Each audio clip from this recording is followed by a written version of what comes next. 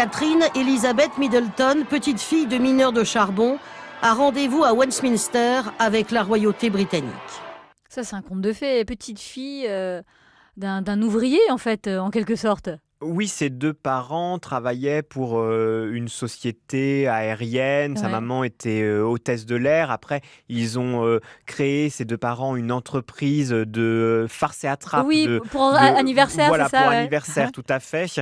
Et ils ont fait fortune avec cette entreprise. Donc, bien sûr, Kate est allée dans les meilleures écoles quand même. Elle est allée, par exemple, dans le même collège que les princesses Eugénie et Béatrice, qui sont les petites filles de la reine Elisabeth II. Donc, elle a fréquenté les bonnes adresses, on peut le dire. Et puis, elle est surtout allée dans la même université que le prince William. C'est là où ils se sont rencontrés. Elle était amoureuse de lui avant qu'il ne soit amoureux d'elle.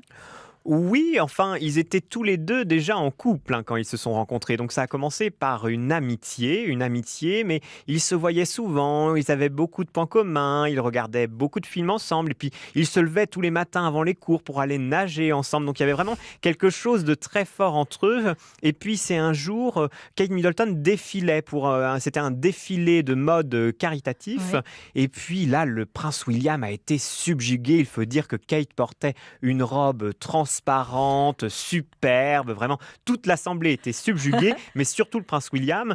Juste après, à la soirée d'après, il a essayé de l'embrasser, elle était un peu hésitante et puis finalement, elle savait qu'au fond d'elle, elle était quand même malgré tout déjà un peu amoureuse de lui. C'était son prince. Voilà. Ça commence comme un conte de fées. Et pourtant, Pierre G, on apprend avec vous qu'elle a beaucoup attendu Kate et que c'était pas si simple, c'était pas si romantique à chaque instant. Ah non, c'était pas si romantique. Elle a attendu une décennie quand même avant d'épouser son prince. On l'appelait même Waity Kate, la Kate qui attend, parce que tous les jours, tous les mois, on disait, la presse en tout cas disait, là c'est le bon moment, William va lui faire sa demande. Et puis finalement, William ne lui faisait pas sa demande. La pire des anecdotes, c'est le jour de l'anniversaire de Kate. Un jour, la presse disait, c'est sûr, il va lui faire le cadeau d'une bague, d'une demande en mariage. Et ce jour-là, non, la demande en mariage n'arrive pas. Kate sort d'un hôtel en larmes, en pleurs, et là, il y a tous les journalistes, tous les photographes qui sont là pour photographier Kate, les yeux rougis parce que son prince charmant ne lui a toujours pas fait sa demande. En fait, William, lui,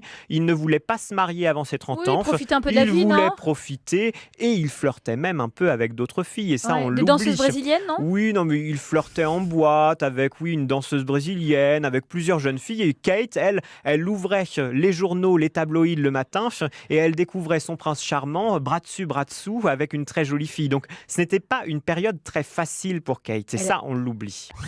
Minute Papillon sur France Bleu, Sidonie Bonnec.